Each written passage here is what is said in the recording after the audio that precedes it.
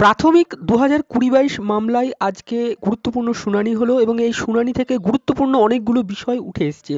এই ভিডিওটি দিতে আমার একটু দেরি হলো, তার কারণ এই ভিডিওটি দেওয়ার আগে আমি যে ডিটেলস হেয়ারিংটা, সেই হেয়ারিংটা আবারও বলছি ২-৩ বার দেখলাম। দেখার পরে পুরো বিষয়টা বুঝলাম এবং তারপরে ডিটেলসে সম্পূর্ণ তথ্যগুলো আপনাদের সামনে দেওয়ার জন্য এই ভিডিওটি একটু দেরি হলো। আপনাদেরকে অনুরোধ করব এই ভিডিওটা যেন আপনারা পুরোটা দেখবেন এবং যে রেকর্ডিং হেয়ারিং ভিডিও সেটা আপনারা হয়তো সোশ্যাল মিডিয়ায় পেয়ে যাবেন, সেটাও আপনারা চাইলে দেখতে পারেন। তবে আমি পুরো বিষয়টি বাংলায় আপনাদেরকে বুঝিয়ে বলার চেষ্টা করছি। দেখুন, আজকে ম্যাটারটি প্রথমে উঠলেও ২০-২২ মামলার যিনি উকিল ছিলেন মিস্টার পটোয়ালিয়া, তিনি উপস্থিত ছিলেন না বলে মামলাটি কিছুক্ষণের জন্য পাস ওভার হয়। তার পরবর্তীতে মামলাটি আবার সুপ্রিম কোর্টে কোর্ট নম্বর 11-এ 50 নম্বর সিরিয়ালে ছিল, সেই ম্যাটারটি আবার ওঠে। প্রথমেই যিনি বোর্ডের আইনজীবী ছিলেন তিনি কিন্তু মহামান্য সুপ্রিম কোর্টের বিচারপতি হিমা কোহলি ম্যাডাম কে এবং আরেকজন বিচারপতি তাদেরকে যে বিষয়টি বলতে শুরু করেন সেটি হচ্ছে, পর্ষদকে যে এফিডেভিটটা দিতে বলেছিলেন মহামান্য সুপ্রিম কোর্ট, সেই এফিডেভিটে যে বিষয়গুলি উল্লেখ করতে বলেছিলেন সেই বিষয়গুলি পর্ষদ বলতে থাকে। পর্ষদ যেটা বলতে থাকে যে তাদের কাছে মোট যে ভ্যাকান্সি রয়েছে সেটা হচ্ছে 11,758টি। তার মধ্যে ভ্যালিড ক্যান্ডিডেট যারা অ্যাপ্লাই করেছিল ইনক্লুডিং 2020-22 ক্যান্ডিডেট এবং 2020-22-এর আগের ক্যান্ডিডেট, সব মিলিয়ে সেই সংখ্যাটা হচ্ছে 14,015টি। এবং তার মধ্যে 14,015 থেকে যদি 20-22 ক্যান্ডিডেটকে বাদ দেওয়া হয় তাহলে যে ভ্যালিড ক্যান্ডিডেট দাঁড়ায় সেটা হচ্ছে 11,327টি। যেহেতু 20-22 ক্যান্ডিডেটদের মধ্যে সমস্যা চলছে, সুপ্রিম কোর্টে মামলা চলছে, তাই আপাতত পর্ষদ এই 20-22 ক্যান্ডিডেটদেরকে বাদ দিয়েছে। 20-22 ক্যান্ডিডেট মোট সংখ্যা হচ্ছে 2,842 জন। তার মধ্যে পিটিশনার রয়েছে 916 জন এবং এই 20-22 সেশনের প্রার্থীদেরকে বাদ দিয়ে 11,327 জন যারা প্রার্থী রয়েছেন তাদেরকে নিয়ে পর্ষদ যে প্যানেলটা তৈরি করেছে, সেই প্যানেলে 5% অ্যাডিশনাল প্যানেল ধরে স্টেট ওয়াইড যে প্যানেল, সেই প্যানেলে 9,533 জন প্রার্থী স্থান পেয়েছে এবং বাকি যে ভ্যাকান্সি পড়ে রয়েছে 2,225টা ভ্যাকান্সি পড়ে থাকছে এবং মোট প্রার্থী বাদ গেছেন 11,327 থেকে 2,108 জন। এবার এই 2,108 জন প্রার্থী যারা বাদ গেছেন তারা কিন্তু স্কোরের ভিত্তিতে বাদ গেছেন, অর্থাৎ তাদের স্কোরটা লো স্কোর ছিল তার জন্য। এবার এখানে পর্ষদ যেটা বলতে চাইছে যে যেহেতু 20-22 মামলাটা সুপ্রিম কোর্টে চলছে, তার জন্য পর্ষদ এই 2,225টি ভ্যাকান্সি তারা রেখে দিচ্ছে এবং বাকি যে ভ্যাকান্সি অর্থাৎ 9,533 যে ভ্যাকান্সি, সেই ভ্যাকান্সিতে যারা লিস্টে নাম রয়েছে সেই ভ্যাকান্সিতে তারা কিন্তু রিক্রুটমেন্টটা করতে যায় এবং সুপ্রিম কোর্ট যেন তাদেরকে সেই রিক্রুটমেন্ট করার নির্দেশটা দেয়। তো এবার 20-22 সেশনের যে আইনজীবী ছিলেন মিস্টার পটোয়ালি, উনি এই বিষয়ে প্রথমে একটু আপত্তি তোলেন। উনি যেটা বিচারপতিকে বলেন আর কি, বোঝাতে সক্ষম হন যে দেখুন মিলর্ড, যে এই যে 2,225টি ভ্যাকান্সি রাখা হচ্ছে এবং বাকি রিক্রুটমেন্ট করে দেওয়া হচ্ছে, তো আমরা সকলেই হচ্ছে বাংলা মিডিয়ামের ছাত্র যারা 20-22 সেশনে। এবার তাহলে বাংলা মিডিয়ামের ভ্যাকান্সি তো থাকবে না, তাহলে আমরা কোথায় রিক্রুটমেন্ট পাবো?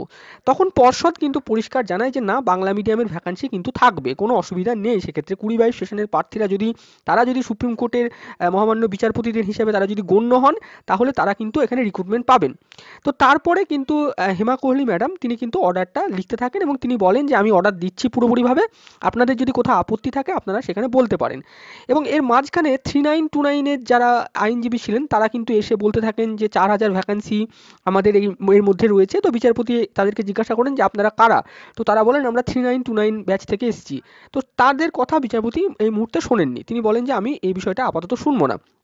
তো সেখানে বিচারপতি আজকে যে অর্ডারটা দিলেন, তিনি পরিষ্কার বললেন যে পর্ষদ যে প্যানেলটা বার করেছে 9,533টা, সেই 533 প্যানেলটা পর্ষদ ডিক্লেয়ার করতে পারে এবং সেখানে পর্ষদ কিন্তু রিক্রুটমেন্টও দিতে পারবে। অর্থাৎ এই হিসাবে 20-22 মামলায় যে স্টেটা ছিল সেই স্টেটা কিন্তু উঠে গেল এবং পর্ষদ এখানে কিন্তু রিক্রুটমেন্ট দিতে পারবে। এবং আরেকটি বিষয় যেটা 20-22 প্রার্থীরা প্যারাগ্রাফ 13-এ একটা বিষয় বিচারপতিকে উল্লেখ করাচ্ছিলেন যে তাদের এখনো ইন্টারভিউ নেওয়া হয়নি, তাদেরকে বাদ দিয়েই প্যানেল কেন পাবলিশ করা হবে? তো সেক্ষেত্রে বিচারপতি বলেন যে 20-22 প্রার্থীদের যে ইন্টারভিউ এবং অ্যাপটিটিউড টেস্ট সেটা নিতে হবে এবং তারপরে তারা কতজন প্যানেলে আসছে সেই যে লিস্ট, সেই লিস্টটা পর্ষদের অর্থাৎ সুপ্রিম কোর্টে এনে জমা দিতে হবে, ড্রাফট লিস্ট। এবার প্যানেল বলতে গেলে যে 2,225 জন ভ্যাকান্সি পড়ে থাকছে, সেই ভ্যাকান্সিটাকে বিচারপতি subject to outcome of the writ petition করে রাখলেন। অর্থাৎ সেই ভ্যাকান্সিতে 20-22 প্রার্থীরা সুযোগ পাবেন কি পাবেন না সেইটা ডিসাইড হবে এই যে সুপ্রিম কোর্টের মামলাটা, সেই মামলার ওপরে। যদি সুপ্রিম কোর্টে 20-22 প্রার্থীরা জিতে যায় তাহলে সেই 2225টা ভ্যাকান্সিতে তারা কিন্তু মেরিটের ভিত্তিতে অংশগ্রহণ পাবেন। যদি তারা হেরে যায় তাহলে যে রিমেনিং ক্যান্ডিডেট 2108 জন যারা চাকরি পাচ্ছেন না 20-22-এর আগে, তারা সেখানে ঢুকে যেতে পারবেন। তো এই হচ্ছে মোটামুটি আজকের মামলার অর্ডার। 20-22 প্রার্থীদের ইন্টারভিউ নেওয়ারও অর্ডার দেওয়া হলো, এবং যাদেরকে রিক্রুটমেন্ট দেওয়া হবে, বিচারপতি এখানে অর্ডারে একটি বিষয় পরিষ্কার বলেছেন যে 9533 জন যাদের প্যানেল বার করা হবে এবং যাদের রিক্রুটমেন্ট দেওয়া হবে, তাদের রিক্রুটমেন্টটাও কিন্তু subject to outcome of the writ petition হয়ে থাকবে। অর্থাৎ এক্ষেত্রে যদি মামলায় এমন কিছু জাজমেন্ট আসে, সেক্ষেত্রে তাদের রিক্রুটমেন্টটাও কিন্তু subject to outcome of the writ petition. তবে প্রাইমা ফেসিতে এটুকু বলা যায় যে স্টে যেটা ছিল সেই স্টেটা আপাততভাবে উঠে গেল।